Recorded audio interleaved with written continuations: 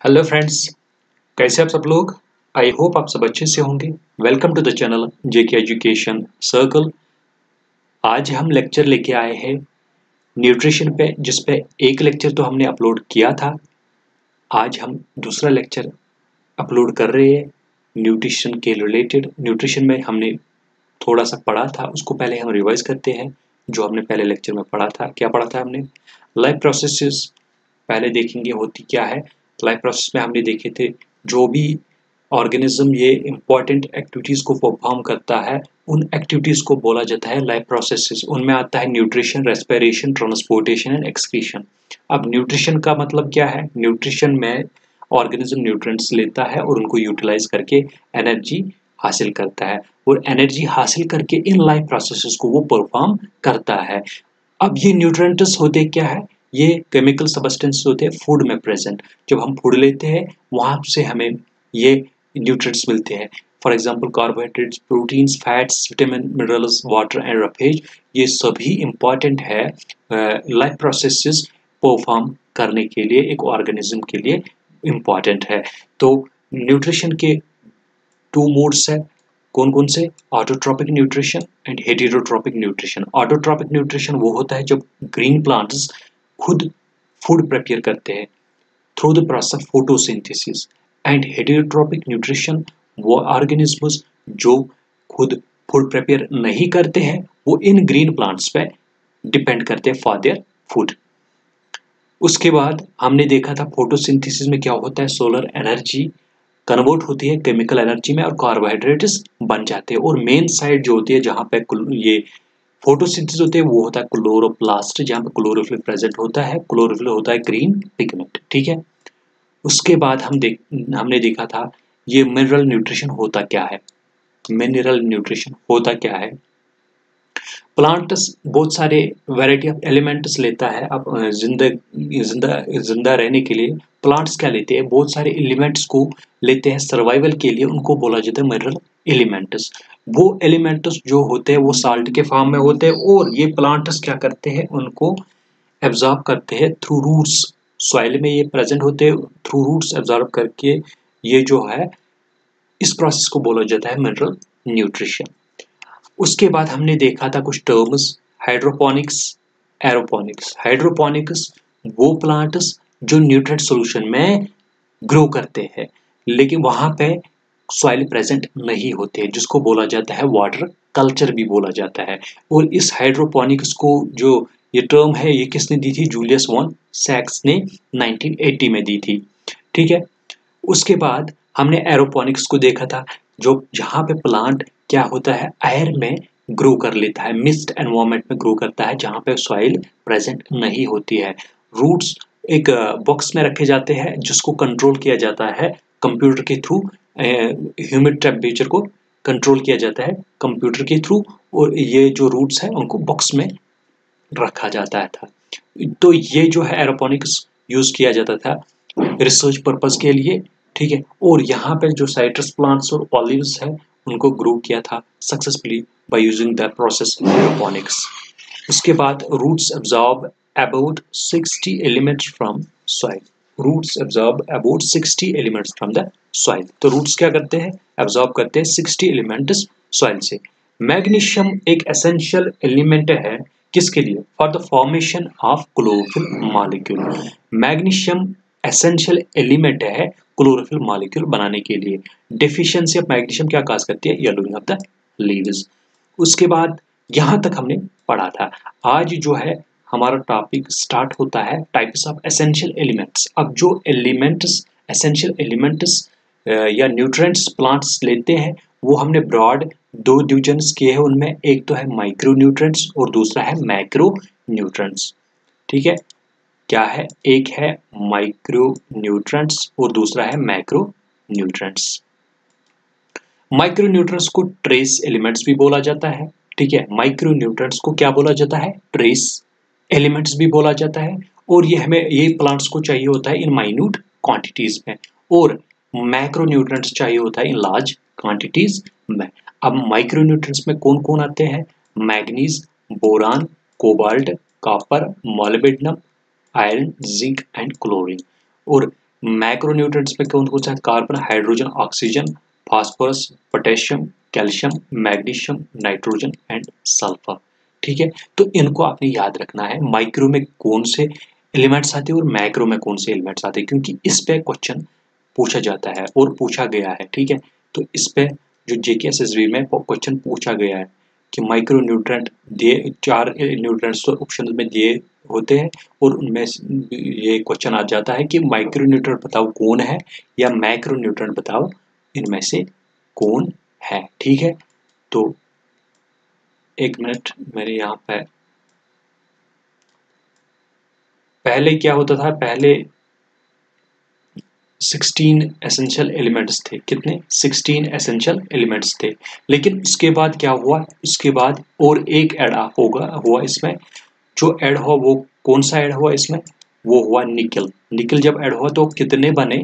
17 essential nutrients बने।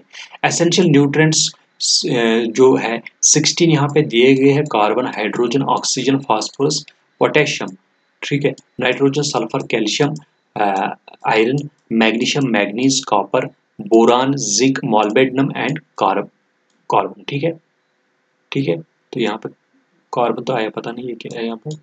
ठीक है, तो यहाँ पे निकल हो गया। ठीक है, निकल, तो यहाँ पे बन जाते हैं ये कितने बन जाते हैं? ये बन जाते हैं 17। मैक्रो में आपने याद रखना है, ठीक है, ये याद रखना आपने, मैक्रो में कौन कौन से आते हैं। अगर आप मैक्रो याद रखोगे फिर माइक्रो पे अगर क्वेश्चन आया तो वो आप इजीली कर सकते हो। तो मैक्रो में देखो, मैक्रो में कौन कौन से आते हैं? कार्बन आता है, हाइड्रोजन आता है, ऑक्सीजन आता है, नाइट्रोजन आता है, phosphorus, potassium, calcium, magnesium and sulphur, ये आते हैं मैक्रो न्यूट्रिएंट्स में। ठीक है, तो मैक्रो न्यूट्रिएंट्स में आपने याद रखना है carbon, hydrogen, oxygen, nitrogen, phosphorus, potassium, calcium, magnesium and sulphur. और माइक्रो में आते हैं इन जो ऊपर दिए गए 16 में से ये मैक्रो वाले हटा के फिर बच जाते हैं कौन से? माइक्रो। तो यहाँ पे बच जाता है, कौन सा बच जाता है? यहाँ पे बच जाता है कैल्शियम, कैल्शियम बच जाता है, आयरन बच जाता है, ठीक है, और बच जाता है manganese, copper, boron, zinc, molybdenum, ये बच जाते हैं, ये आते हैं माइक्रो एसेंशियल न्यूट्रिएंट्स में। ठीक है, आई होप यहाँ तक समझ आया होगा। ये याद रखना आपने, एसेंशियल न्यूट्रिएंट्स कितने हैं टोटल में, और मैक्रो और माइक्रो जो कैटेगरी है उनमें कौन से न्यूट्रिएंट्स आ जाते हैं। ठीक है,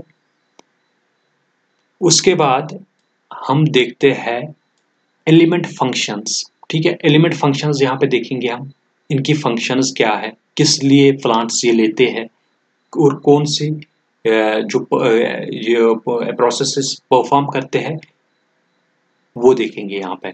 जो पहले हम नाइट्रोजन के बारे में देखेंगे, नाइट्रोजन किस काम आता है। नाइट्रोजन जो है की element in plant growth, plant की ग्रोथ में मदद देता है नाइट्रोजन। ये प्लांट की सेल्स में प्रेजेंट होता है, प्रोटीन्स में प्रेजेंट होता है, हार्मोन्स में प्रेजेंट होता है और क्लोरोफिल में। देखो क्लोरोफिल जो जहाँ पे फोटोसिंथेसिस होती है ना, क्लोरोफिल, वहां पे भी नाइट्रोजन प्रेजेंट होता है। तो इंपॉर्टेंट जो यहाँ पे एलिमेंट है नाइट्रोजन, वो plant cells, plant proteins, hormones और क्लोरोफिल में भी प्रेजेंट होता है और प्लांट ग्रोथ में मदद देता है।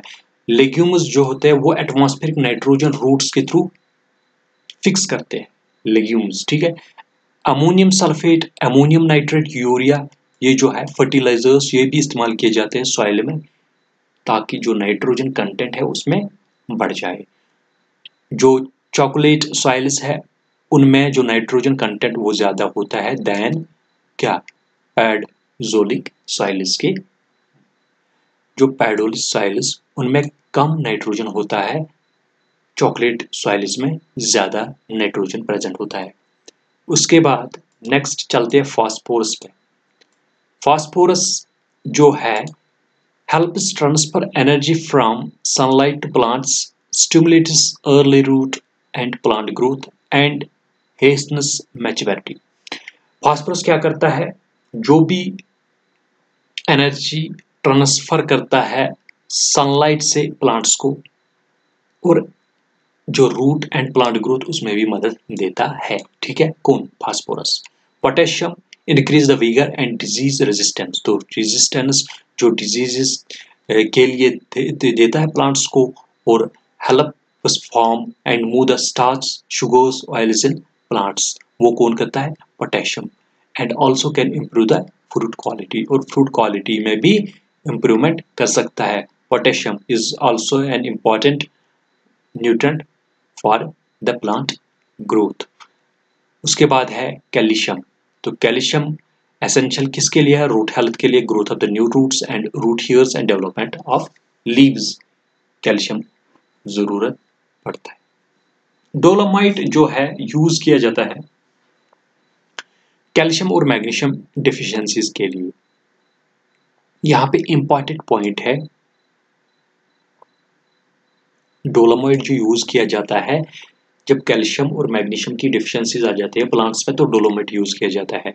एंड बोरान जो है helps to uptake of calcium, और बोरान जो है वो मदद देता है कैल्शियम की अपटेकमेंट में। तो जो बोरान हम प्रेजेंट, जब बोरान लगाते हैं, बोरान जो होते हैं फर्टिलाइजर्स हम लगाते हैं किन में, प्लांट्स में, तो वहां पे क्या आता है, कैल्शियम वो एब्जॉर्ब कर लेते हैं, प्लांट्स को क्या करते हैं, कैल्शियम एब्जॉर्ब कर लेते हैं।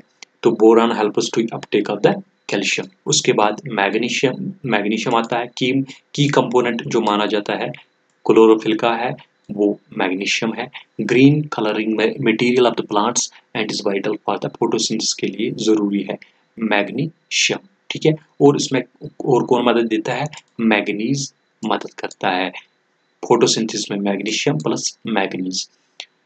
हैवी एप्लीकेशन, अगर हम ज़्यादा पोटेशियम जो है इस्तेमाल करेंगे तो उससे क्या हो जाता है, मैग्नीशियम की डिफिशियंसी आ जाती है। तो इसका मतलब अगर हम पोटेशियम जो फर्टिलाइजर्स में होते हैं अगर वो हैवीली हम यूज़ करेंगे प्लांट्स में, तो वहाँ पे डिफिशियंसी तो मैग्नीशियम की होनी ही होनी है।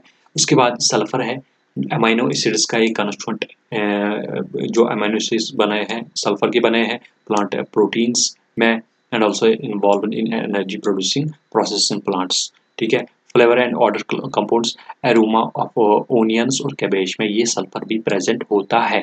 अब जो मिनरल न्यूट्रिएंट्स प्लांट्स लेते हैं वो लेते हैं through the two most important processes के थ्रू। एक तो है एब्जॉर्ब कर लेते हैं बाई पैसिव एब्जॉर्प्शन, और दूसरा जो है एक्टिव एब्जॉर्प्शन। इसका हम डिफरेंस देखेंगे, पैसिव एब्जॉर्प्शन होता क्या है और एक्टिव एब्जॉर्प्शन होता क्या है। पैसिव एब्जॉर्प्शन में प्लांट्स जो लेता है न्यूट्रिएंट्स वहां पे कोई भी एनर्जी यूज नहीं करता है। No ATP adenosine triphosphate is used in the passive absorption. अगर आप पे क्वेश्चन आ जाएगा कि एटीपी यूज होता है एब्जॉर्प्शन में, कौन से एब्जॉर्प्शन में एटीपी यूज होता है, वो होता है एक्टिव एब्जॉर्प्शन में, लेकिन पैसिव एब्जॉर्प्शन में एटीपी यूज नहीं होता है। पैसिव एब्जॉर्प्शन क्या है, it is initial and rapid phase wherein ions are absorbed into the outer space of the cells through the apoplast pathway। तो apoplast pathway के थ्रू जो आउटर स्पेसिस है सेल्स के थ्रू एब्जॉर्ब होते हैं, कौन से आयन्स होते हैं absorb, it does not require use of any metabolic activities. और यहाँ पे मेटाबॉलिक एक्टिविटीज जो है एनर्जी एटीपी यूज नहीं होता है, ठीक है। आउटर स्पेस जो होती है वो फ्री स्पेस होती है। It move from high to the low concentration, it move from high to the low concentration, high concentration से लो कंसेंट्रेशन की तरफ जाता है। और ये जो आउटर स्पेस होते हैं ये लो कंसेंट्रेटेड, तो from high concentration to low concentration जो है आयन्स मूव हो जाते हैं सेल वॉल के थ्रू, ठीक है। और उसके बाद एक्टिव एब्जॉर्प्शन में क्या होता है, यहाँ पे एनर्जी इस्तेमाल हो जाती है। Slow movement of elements through inner space, inner space के तो यहाँ पे सेल के अंदर जाते हैं न्यूट्रिएंट्स, लेकिन हमने देखा था पैसिव एब्जॉर्प्शन वहाँ पे क्या हो जाता है, आउटर वॉल जो है ना, आउटर स्पेस जो सेल्स में है वहाँ पे एब्जॉर्ब हो जाते हैं ये न्यूट्रिएंट्स, लेकिन यहाँ पे जो है यहाँ पे ये इनर स्पेस में चले जाते हैं, सेल के अंदर चले जाते हैं, ठीक है, आयन सेल के अंदर चले जाते हैं। और यहाँ पे जो यूज होती है एटीपी यूज, तो एनर्जी यहाँ पे यूज होती है, इसको बोला जाता है सिम्प्लास्ट। क्या बोला जाता है, सिम्प्लास्ट पाथवे। ऊपर जो है एपोप्लास्ट पाथवे, तो सिम्प्लास्ट पाथवे जो है एक्टिव एब्जॉर्प्शन में होती है और एपोप्लास्ट जो है वो पैसिव एब्जॉर्प्शन में होती है। आई होप यहाँ तक समझ आया होगा।